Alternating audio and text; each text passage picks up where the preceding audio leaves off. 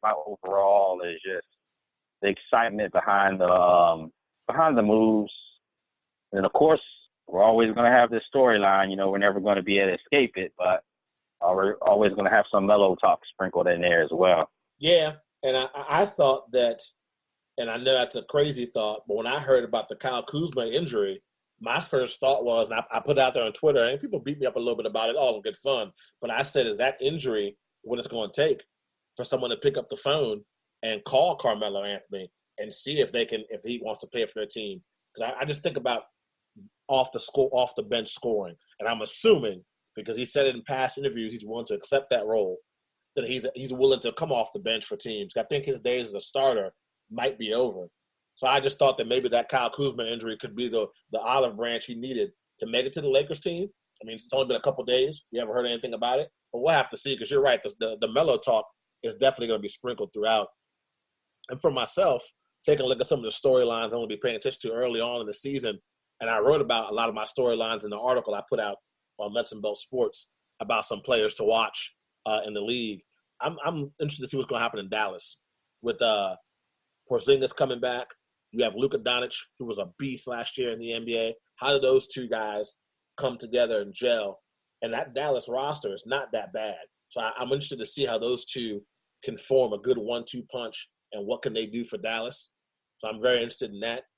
I've talked about it a lot last year. I'm interested in Sacramento. So close to being in the playoffs, but getting a taste of what a playoff run's like.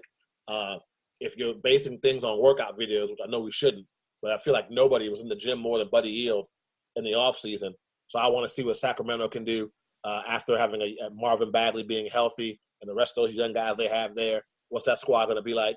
And then I'm with you, too, with the Clippers. The Clippers are probably my number one story to watch, is how Doc Rivers gets those guys to come together, puts together that team as far as rotation. I mean, this is a team that wasn't bad without these two guys, and now they add these two monsters to their squad. What's that going to be looking like? I mean, you still have Montrezl Harrell. You still have Lou Williams. You still have Patrick Beverley. And now you add Kawhi Leonard and Paul George, two megastars.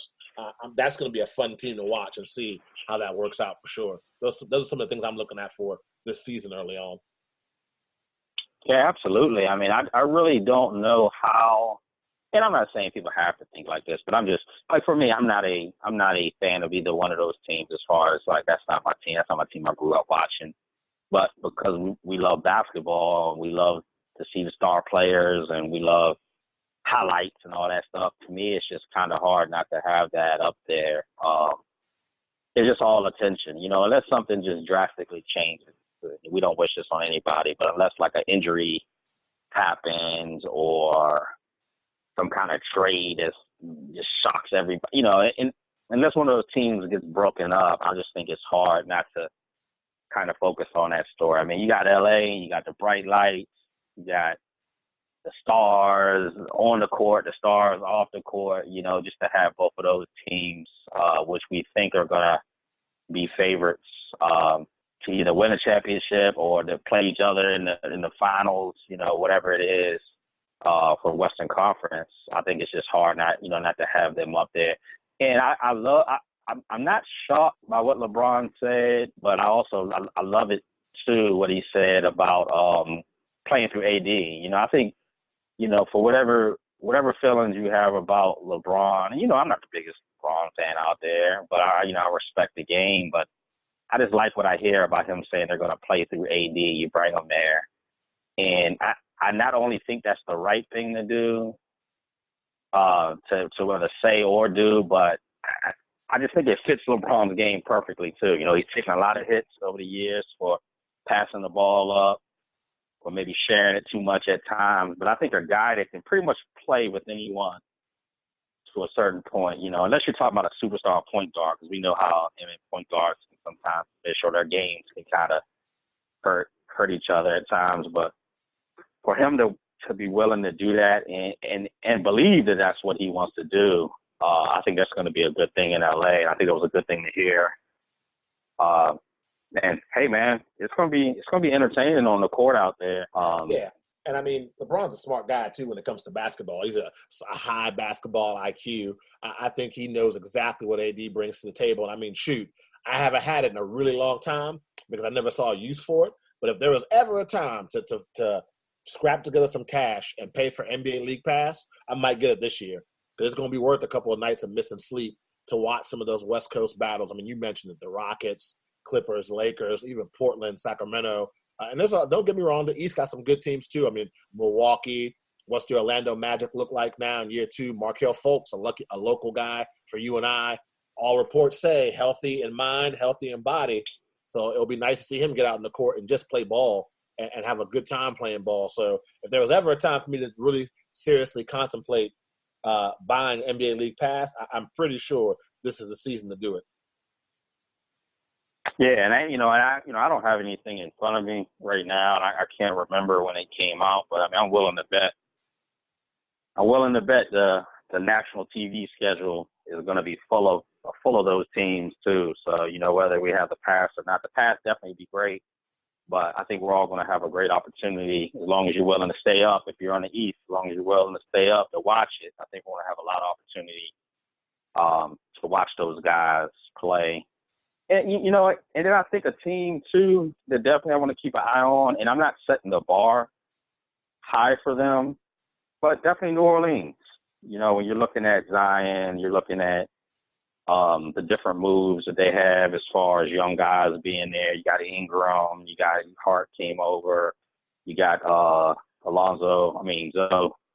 Ball there. And, it's just not setting it high right now, but just looking for what those guys can hopefully accomplish in the future in New Orleans. I definitely think that's a team that's going to get a lot of attention to.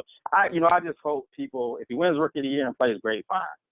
But I just, I want people to kind of temper their expectations just a little bit, with Zion, and not thinking he's going to come out there and, and play like he did at Duke or just go out there and dominate guys and stuff like that. As long as you're willing to know that there's going to be some nights where things that may not look that great. But then there's going to be some nights where they're going to give you some signs of, hey, man, these guys have something, they can stay together and they can develop. So I think that's going to be an exciting team to watch too. And then Toronto, man, I want to talk about Toronto just real quick too, because, we all know they won the championship because Kawhi Leonard was out there. I don't think anybody on that team realizes that's the difference that took them to the Eastern Conference Finals. It took them to the finals and then won everything. So we know that. But I just want to see how they bounce back and respond or how they play now that they've kind of gone back down. Because now, if you think about it, you trade DeRozan for Kawhi, so at least you get a star for a star. But now Kawhi's gone too. So the last 2 years you lost DeRozan, and now you're going in and losing Kawhi. So that that's a lot to take off of a team. Hopefully the other guys will step up.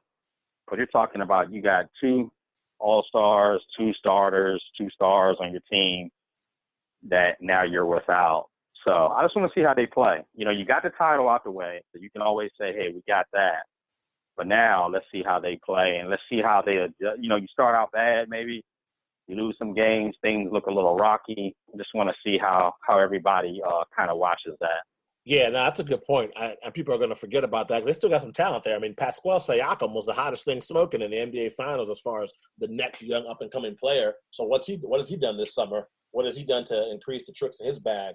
So that's one to watch. And also, too, we didn't talk about the Philadelphia 76ers. Is this the summer that Ben Simmons really worked on his jump shot? He's never going to be Steph Curry. But is he going to be somebody that has a consistent jumper that you got to worry about and you got to defend? To be honest with him, Joel Embiid, they say 25 to 30 pounds lighter. What's that look like? That guy, when he was healthy on the court, dominated in stretches last year. So when you take 25 to 30 pounds off his body, off that frame, what's that look like? And the additions they made with Al Horford, with them getting Josh Richardson from Miami Heat. So Philadelphia is also another team to look out for. So like I said, man, almost every team in the league, you can look at them and be, man, what's going to happen here? What's going to happen there? And it's going to capture your attention, and you got to pay attention to it. Atlanta Hawks, Pat, with Trae Young and Jason Collins. What's that look like? There's a lot of awesome storylines heading into the season. You know what my favorite thing that Atlanta did this year or going into the season, my favorite thing out of anything that's going on in Atlanta, my favorite thing is having Vince back.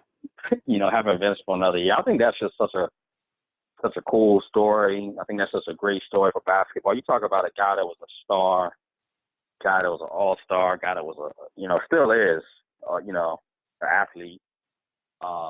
And just for him just to be able to stretch his career out, not have any kind of ego, not demanding anything, not being upset because he's not a star, just buying into this thing, just stretching his career out, and then for them to have him there, I think that's cool right there. And I think that's a lesson to show people too, man. You have to be willing and able to adapt and think about everything he's doing to help these guys, these young, to help all these guys as far as teaching them how to be professionals.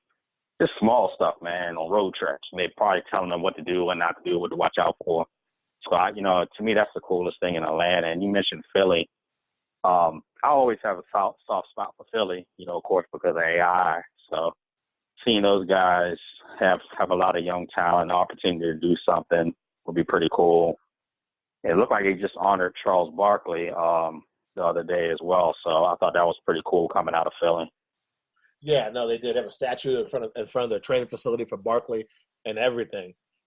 Taking a step off the court when it comes to the NBA, the G League, which seems to be the league that the NBA uses to experiment in different things. The G League's going to kick off here, I want to say, late November with 28 teams in the G League now.